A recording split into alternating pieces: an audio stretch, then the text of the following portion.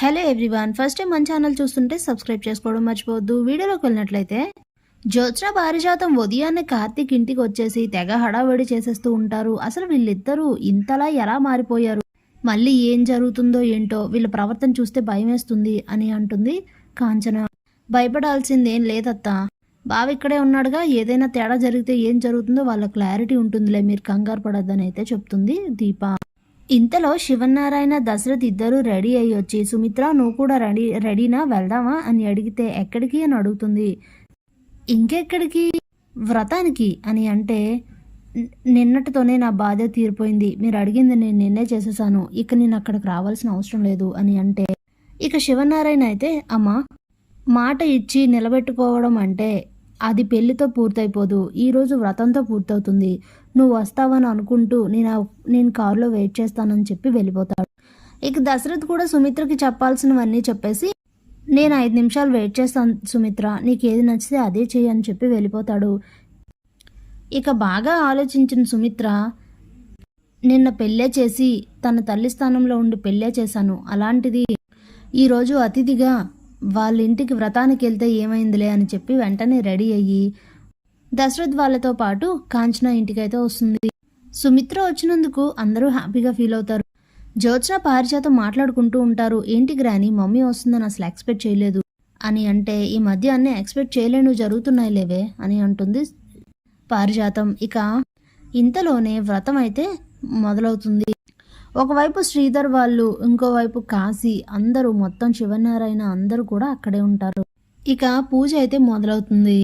కార్తీక్ దీప పూజ చేస్తూ ఉంటారు. ఇంతలో జ్యోత్స్న అయితే అదే పనిగా దీప మెడలో తాళిని చూస్తూ, అది నాకు దక్కాల్సిన తాళి, కానీ ఏంటో విధి విక్రయించినట్లు ఆ ఇంటి వారసురాలైన దీపకే దక్కింది అంటే ఏంటో, ఒకవేళ అన్ని విషయాలు బయటపడిపోయి అందరికీ నిజాలన్నీ తెలిసిపోయి తనే ఇంటి వారసురాలని తెలిసిపోతుందేమో ఏంటో, అయినా ఇదంతా జరగకుండా జాగ్రత్త పడాలి, కానీ అది నాకు దక్కాల్సిన తాళి, ఆ తాళిని దీప దక్కించుకుంది, అది కూడా బావతో కట్టించుకుంది, అస్సలు నేను ఇది ఓర్చుకోలేను అని ఆలోచిస్తూ ఉంటుంది. ఇంతలోనే పారిజాతం ఒకవైపు, శ్రీధర్ ఒకవైపు జ్యోత్స్నతో మాట్లాడుతూ ఉంటారు.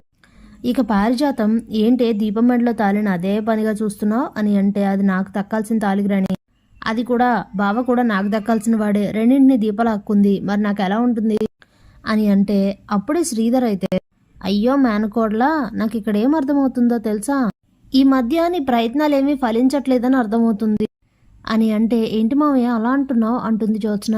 మరి ఇంకేమనాలి, నీకు దక్కాల్సిన బావని తను లాగేసుకుంది, అలాగే నీకు దక్కాల్సిన తాళిని దీప దాగేసుకుంది, ఏం చేయగలిగావు, ఏమీ చేయలేకపోయావు, నేను అత్తయ్య గారు అంటే ఎలాగో ఇంకంతే సంగతి, కానీ నువ్వు కూడా అన్నింటినీ ఇలా చూస్తూ ఊరుకుండిపోవడం నాకు అస్సలు నచ్చలేదు మేనకోడలా అని చెప్పి జ్యోత్స్న అయితే రెచ్చగొడతాడు.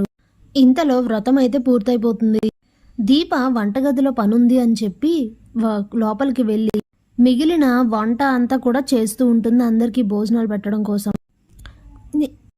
ఇంతలో జ్యోత్స్న తన దగ్గరికి వెళ్తుంది. ఏంటి జ్యోత్స్న ఇలా వచ్చావు, ఏమైనా కావాలా అని అడిగితే, నీ మెడలో తాళి కావాలి అని అడుగుతుంది. స్టన్ అయిపోతుంది దీప.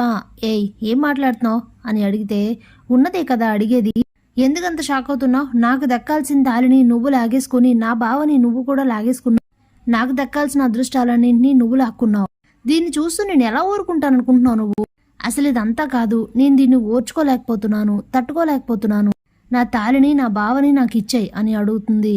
ఇక చాలా కోపం వస్తుంది దీపకి. మొన్న నువ్వు చేసిన ఘనకార్యం వల్లనే ఇల్లంతా ఇలా అయ్యింది, నువ్వు ఆ రోజు తాళి తెంచేసావు కాబట్టే ఈరోజు ఈ తాళి నా మెడలోకి వచ్చి పడింది, ఇదంతా నువ్వు చేసుకున్నదే జ్యోత్స్న, అనవసరంగా నన్నెందుకు అంటున్నావు, అయినా ఏది ఎవరికి రాసిపెట్టుంటే అది వాళ్ళకే దక్కుతుంది అని అంటుంది. ఇక స్టన్ అయిపోతుంది జ్యోత్స్న. నువ్వు నాకే నీతులు చెప్తున్నావా, ముందు నీ మెడలో పసుపు కొమ్ము కట్టుకొని నాకు ఆ తాళిచ్చే అని అంటే, ఇది అప్పటి వరకే ఉంచుకొని తర్వాత ఇచ్చేసే చిన్న వస్తువేం కాదు తాళి, నా భర్త నా మెడలో ఇది కట్టిన తర్వాత పూర్తిగా ఇది నా సొంతం అవుతుంది, ఇంకా నీకేంటి ఇచ్చేది అని అంటే, ఇస్తావా లేదా అని అడుగుతుంది. ఇవ్వననైతే చెప్తుంది. ఇక అలా ఇద్దరి మధ్య ఘర్షణ అయితే జరుగుతుంది. ఇక దాంతో మళ్ళీ తాళినైతే తెంచేస్తుంది జ్యోత్స్న. ఇక దీప గట్టిగా అరవడంతో అందరూ అక్కడికి వస్తారు. ఆ తాళి తెగిపడి ఉండడం చూసి శివనారాయణకైతే ఊహించలేనంత కోపం వస్తుంది. ఇక మనవరాలను కూడా ఆలోచించకుండా లాగిబెట్టి ఒకటి కొడతారు జ్యోత్స్నని. నువ్వేం చేసావో తెలుసా? అసలు నీకేమైనా అర్థమవుతుందా? ఇది తాళి కాదు, నా ప్రాణం.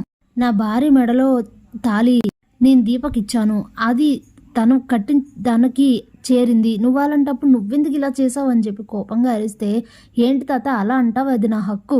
ఇది నా తాళి, నాకు దక్కాల్సిన తాళి. నువ్వు నా కోసం దాచావు. అలాంటి దీపక్ ఎలా వెళ్తుంది అని అంటే, వెంటనే కార్తీక్ అది అసలు దీపక్ చేరాల్సిన తాళే అని అంటాడు. స్టన్ అయిపోతుంది జ్యోత్స్న. తనతో పాటు అందరూ షాక్ అవుతారు. ఏంట్రా ఏమంటున్నావు అని దశరథ్ అడిగితే, అవును మావయ్య, ఆ తాళి తనకు చేరాల్సింది అంటే కార్తీక్ అని అంటాడు శివనారాయణ. తప్పేముంది తాత, నేను అన్న దాంట్లో తప్పేం లేదు. ఇప్పుడు జ్యోత్స్న దీపమండలో తాళి తెంచింది. మరి ఈ తాళి తనకు దక్కాల్సిన ఈ తాళి నా భార్య మెడలో పడ్డానికి తనే కదా కారణం. అలాంటప్పుడు ఇప్పుడు ఇంత రచ్చ చేసి మళ్ళీ తాళి తెంచడం ఏంటి? అసలు నీకెంత పొగరు అని చెప్పి కార్తీక్ కూడా చాలా కోపంగా జ్యోత్స్నను కొట్టాలని వెళ్ళేసరికి దీప అయితే అడ్డుకుంటుంది. దిద్దుకోలేని తప్పు చేసావు జ్యోత్స్న, నేను ఈ జీవితంలో నిన్ను క్షమించను ఇంకా అని చెప్పి చాలా కోపంగా, ఇక నీ మొహం కూడా నాకు చూపించొద్దు అని చెప్పేసి చాలా ఆవేశంగా అక్కడి నుంచి అయితే వెళ్ళిపోతారు శివనారాయణ. అప్పుడే కాంచన, ఇప్పుడు దీనికి పరిష్కారమే లేదా అన్నయ్య అని అంటే, ఎందుకు లేదు, ఖచ్చితంగా పరిష్కారం ఉంటుంది. ఆ పేర్కొన్న తాళిని జాగ్రత్తగా మళ్ళీ అలానే తయారు చేసి దీపమెడలో వేస్తే సరిపోతుంది అని అంటే, ఇంతలో సుమిత్ర, ఎన్నిసార్లు నువ్వు తాళి తెంచుతావు? ఎన్నిసార్లు నేను వాళ్ళకి పెళ్లి చేయాలి? అసలు మొదటిసారి నువ్వు నా కూతురు అని చెప్పుకోవడానికే సిగ్గుపడుతున్నాను అని చెప్పి కోపంగా వెళ్ళిపోతుంది. అప్పుడే దశరథ్, మా ఇంటి పరువు పోవడానికి నువ్వే కారణం, ఏంటో ఈ జీవితం అనుకుంటూ తను కూడా వెళ్ళిపోతారు. Thanks for watching.